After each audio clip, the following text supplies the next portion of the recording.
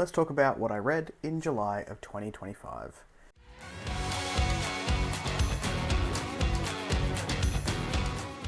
Hello everyone, welcome back to A Fictional Escapist. My name is Chris, and today's video is going to be a reading wrap-up for July of this year. I read, I think, a total of 6 books. We'll wait for Ari to go this month, which was more than I thought I would, but that being said, I have to say that I'd read a majority of one of these prior to the month starting, which we'll get into first straight off the bat here. The others were relatively short. This was a month where I was really focusing on my own book. I basically started and finished my wave of edits to go off to the copy editor this month, which took up a majority of my reading time. So the others that I did manage to read were on the shorter side. One was a reread, one I was finishing off, and then 3 of these were very, very short. So we'll jump into it. The first one that I finished off was The Crippled God by Steven Erikson, the 10th book in the Malazan Book of the Fallen, which concludes the, main series, the main entry into the wider world here. I won't talk about this one too much. One, it's a book 10, so there's a bunch of spoilers in here, and I think I've already mentioned what I wanted to say, really, in the last vlog that I did, or the second last vlog. There's been a few. What I will say is that I thought that Malazan Book of the Fallen, the whole way through, right up until reading book 10, was going to be a series that I really enjoyed and would like to reread one day, but it wasn't going to fall in, my favorites of all time list. That changed with this book. The Crippled God really does a fantastic job of pulling in the elements that we've been building up to and alluding to for the last 9/10 books, and the punches really hit, and there was a lot of light bulb moments for me where things were clicking together. The world really came together, and it's an incredible world. These characters, what I will say is I didn't get invested in a lot of the characters, but I'm not a character driven reader. I'm a plot driven reader and world building driven reader, and those elements were fantastic for me personally. The character moments did hit harder in this one because of the work and the foreshadowing that has been done throughout the series. So really enjoyed my time here. It is definitely gone. I need to reread this series to see what else I can pick up on. I officially drunk the Kool-Aid.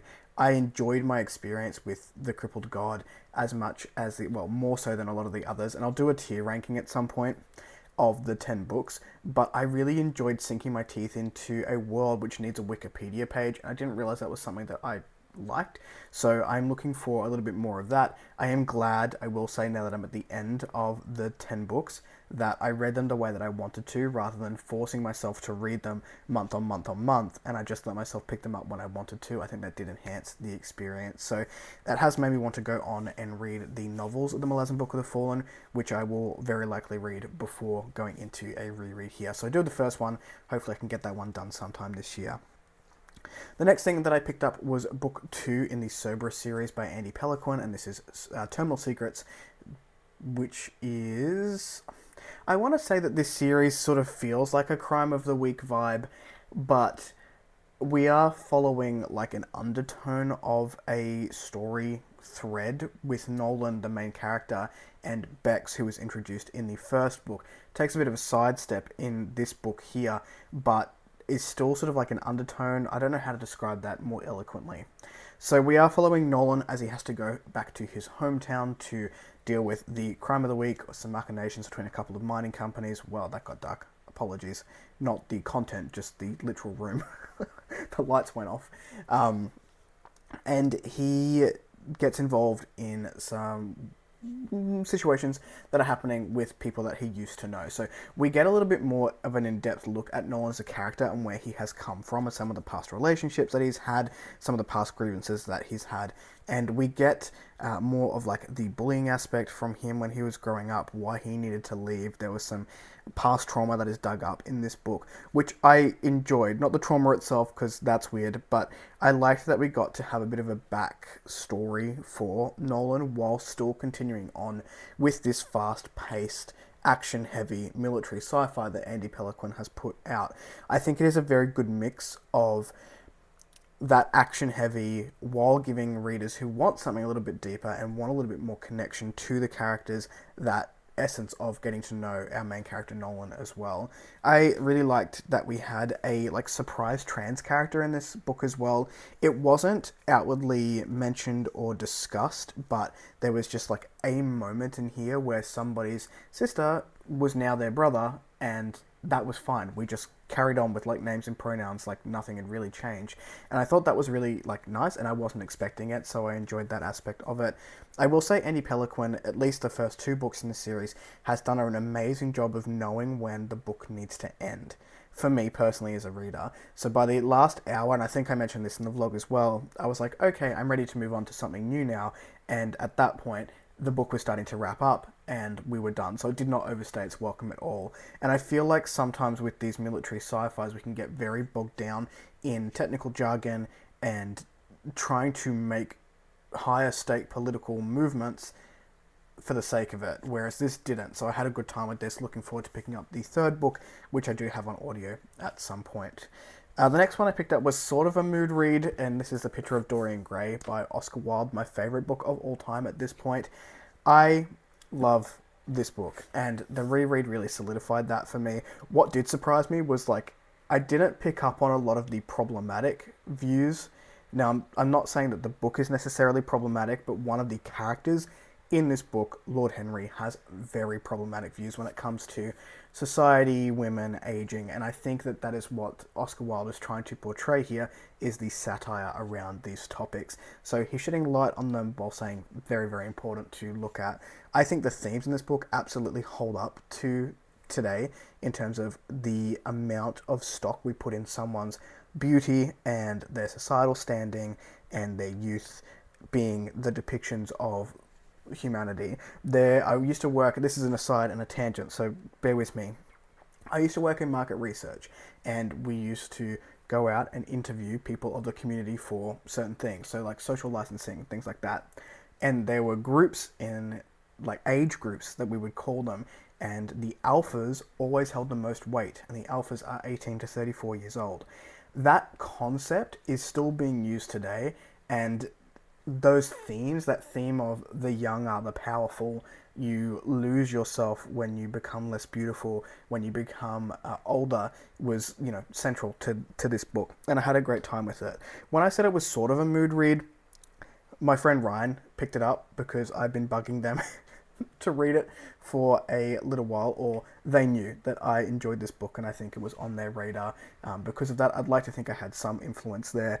And then when I saw that they were picking it up, I was like, hell yeah, brother, I'm going to pick that one up too. And I'm glad I did. I had a good time. I listened to this one on audio. I will say, if you do get these like cloth-bound Penguin editions, there is a lot of information in the beginning here. Didn't realize I had tabs all through it. I don't have color-coded tabs. I'm not an annotator, but I did take some notes because we will be discussing this one on the podcast at some point. Anyway, I digress.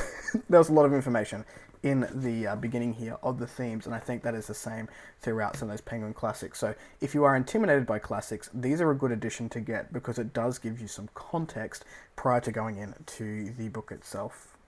The next one I picked up was Wraith and Revolution by A.J. Calvin, following the story of Kai, and this is a cyberpunk sci-fi, military sci-fi entry as well, and this was the longest book outside of Malazan Book of the Fallen that I read this month. I really loved that you could tell how much thought and heart the author put into this book. So we are following Kai, who, hopefully I got that name right, it was Kyle or Kai.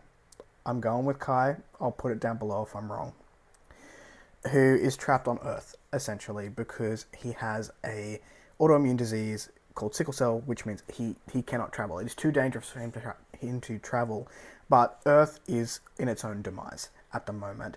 People are getting sick. The average lifespan is 30 to 40 because of just how polluted and disgusting this Earth is. Kai is currently surviving by salvaging, which is the only way to get expired protein cubes to put food in his belly. So his sister has been fighting for a very long time, excuse me, with military contacts to try and get him off planet, but because of the limitations, there is medical intervention which can be used to get Kai off planet, but it's super expensive, and they can't afford it. So his sister, who has been living off-planet for a little while, has been searching and searching and searching for years to try and get Kai off-planet to help him cure the autoimmune disease. And when that finally happens, there is a catch. That catch is to become a weapon, essentially, for the world's like powers that be, and to become a cyborg and to lose part of that humanity. So this was a lot of fun. Kai isn't my favorite character of all time, but I do appreciate that the author has stayed true to the thought processes coming from trauma as well, and the expectations on that person and going into this new world. It felt very authentic to them. And the story itself was quite fun as well. I'm not going to go too far into it because I feel like this moves pretty rapidly. So if you think maybe the first 20% is on world and then we jump off world, and it gets more complicated, and the dealings and what Kai has to go through to become this cyborg, and some of that loss of humanity and those thought processes that go through his head. Had a good time with this one. I recommend it to people who want to dabble in sci-fi cyberpunk sort of like hybrids, because this was a fun one and full of heart, like I said, to get your to sink your teeth into. The next one I picked up was a short audiobook, and this is Falling into Oblivion by Aaron M. Payne. This was fantastic. This is a sort of like detective noir cyberpunk hybrid, and I was living for it. So we're following Detective Sol Harkness. I keep saying Harkness because of Dune in my head, and I know the author is a fan of Dune, so my brain just keeps going there. But we are following Detective Sol Harkness. If I got that wrong, I apologize. As he goes through a case, he wants to close a case, get his bonus, and go the hell home where he has his partner and child, and that is his motivation. He just wants to close the case and get home. Except this case keeps getting more and more complicated the longer the night goes on, and we get a real essence of a come on, this is the longest workday in the history of the planet, which I'm sure we've all felt at some point, because I certainly felt for the guy by the end of the book. What the detective ends up uncovering is a new drug on the scene, which is fucking up with the augments and creating lots of dead bodies. But this new drug has ties to organizations that he never expected, and we just follow him on his workday, and it was fantastic. I had a great time. Had a very hard time putting this one down, to be honest, and it's only because it was audio that I ended up putting it down at all, really. I think if I was reading it on Kindle or physical copy, I would have been done in a couple of days. But this is really fun. Looking forward to more from this author. And the last one I read to round out some cyberpunk, because I did have a bit of a cyberpunk month, is Paralyze, which is PARA_lies by S.K. Putt, or some people might know him as Stu over on Instagram. And this was a labor of love as well. I really loved how much passion went into this project, and you can read it. Like, you can read how much fun the author was having with this novella? No, it's a short novel. It was about 217 pages, I want to say. And this is so fast-paced as well. We are following JL, who is a net runner who likes to jack into the network and fight crime. So we've got that crime element as well. And also on the other side of that, a female companion called Nova, because I'm thinking too fast for my mouth to say the words, who is going through her own journey of self-discovery and getting involved with some digital machinations as well. These two storylines come together in like an explosive wave, and I will say that the last 30% of this book is so fast-paced, and just like my heart had anxiety while I was reading it, and it was a lot of fun as well. So I had a pretty good month overall. If you want more on that, you can go and watch my last vlog as well, because I go a little bit more in depth with thoughts. I tend to do more like real-time thoughts in vlogs, because by the time I get to the end of the month and I film these, it's the 10th now, I go, what did I read? But really good month. Had a good month, enjoyed it. This was exactly what I needed at the time. I've sort of been letting myself just pick up reads that I'm feeling in the mood for, that are different styles of writing to my own, so that I can continue to read and enjoy the things that I'm reading, rather than being influenced and, like, you don't do it consciously, but subconsciously, like, mimicking writing styles, because that's not what I want at all. So I had to pick things that are very different to what I'm writing, and I'm continuing to do that this month. Anyway, I rambled a lot during this wrap up. Apologies, but also if you made it to the end, thank you for being here. If you like the content, give it one of those. If you want to see more of it, click subscribe at your will, and I will catch you in the next video. Ciao.